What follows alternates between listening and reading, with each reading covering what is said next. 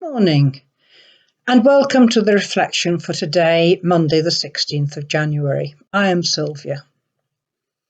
Our story today comes from John's Gospel, chapter 5, and illustrates the variety of people that Jesus encounters during his mission to bring the good news to the world. First, I'll read the passage, and then we can put a bit of meat on the bones and have a look at it. After this, there was a festival of the Jews, and Jesus went up to Jerusalem.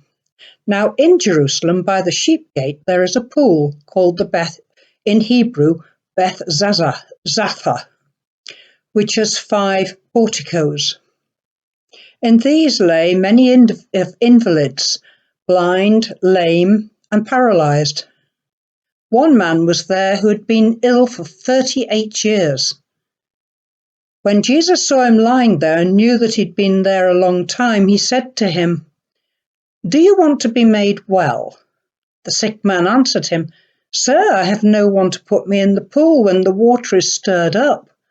And while I am making my way, someone else steps down ahead of me." Jesus said to him, "Stand up, take up your mat, and walk." It may seem a bit obvious to say this, but Jesus actually notices that man. Jesus doesn't glance around and see a hospital ward full of disease. He sees that individual. Each one is personal. Before he speaks to the man, Jesus already knows that he has been invalid for a very long time. And it turns out it's nearly 40 years. And Jesus doesn't just wade in, waving a wand, healing people, everyone in sight. He asks the man if that is what he wants. Dignified, courteous, no presumption, no, I know best. When you consider that Jesus is the Son of God and had a hand in the creation of the universe, that at least is interesting. That he stands back and gives the ill man the right to choose. The man has been hoping for a chance to go into the pool when the water stirred up and started to swirl. This was a natural phenomenon. I'm not sure how it works, but the water naturally becomes agitated, maybe from hot springs underneath the ground. I'm not sure. And the local belief was that the first person to reach the water when that happened would be healed. The skeptic in me says that the fastest person would also be the fittest person, so would take very little to make them better. But that was the belief, and the poor man had been there all his life waiting for it to happen. So Jesus gives him his health back and heals him. And to prove it, he tells him to pick up his bed mat and walk away. The practical side of me says, I wonder if the man immediately stood up, or did he gingerly get onto his knees and do a trial push-up on his feet? When he stood, did he know he was completely whole, or was he scared he would fall over? We aren't told. Later in the story, we know he is completely healed, though. But really, the healing came when Jesus noticed him and spoke to him and treated him with courtesy and dignity. In our world, we're only just getting round to the idea of equality for the disabled. Less than 50 years ago, nobody bothered that our major buildings had no wheelchair access. Department stores refused to let people even use the service lifts to get to the upper levels. Getting on and off a train or a bus was a nightmare. People with limited fitness were expected to just stay at home and keep out of the way. When I was working in a nursing home, I remember a very arthritic elderly lady coming to visit her husband and being distraught by the taxi driver's attitude. He'd actually said to her that people like her should not be allowed out. I'm glad to report that the taxi firm got a stern telling off for allowing that to happen. But that sort of discrimination wasn't the only way the disabled could be dismissed. Many years ago, I was in a shop in Southport with my friend who used a wheelchair.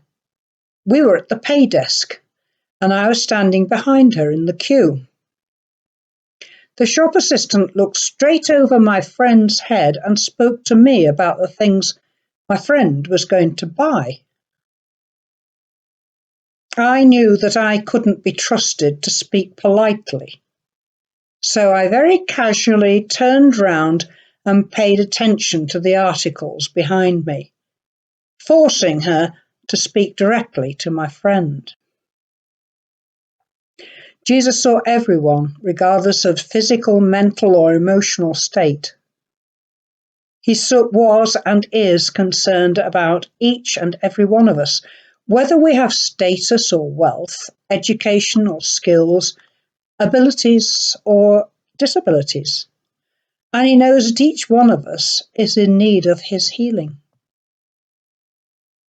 Some of us need healing in our souls, some in our bodies.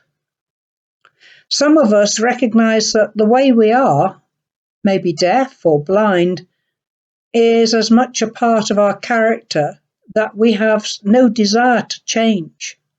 And Jesus respects that and puts out his hand to bless us in the way that we need.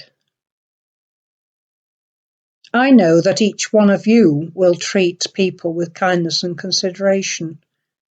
What Jesus here is asking is that we recognize that we're disabled in different ways, and maybe we should learn to lean on each other instead of assuming some people have less purpose in life. One of the stories my mother used to tell was about the smogs we had in the 1950s. Real whiteouts, where you literally couldn't see a hand in front of your face. A group of friends were trying to go home after a social evening and found there was a whiteout, or should I say, a greyout, in the car park. They could hardly see the clothes they were wearing. There would be no using cars, and no one was feeling safe about walking. A friend of theirs, who was completely blind, said, "I will get you home." And he formed them into a crocodile line and guided each one of them to their own doorstep before going home safely himself. It took a very long time, but they were totally safe in his hands.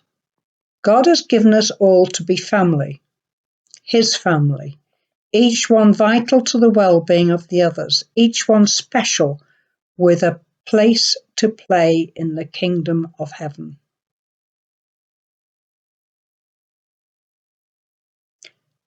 Finish with the prayer at the end of that chapter from Jesus 100.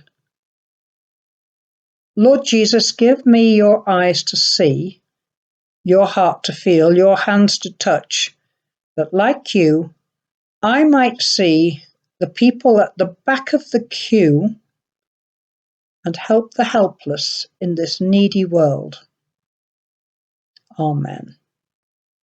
Thank you for listening. I will see you soon, and I hope you have a very good week. God bless.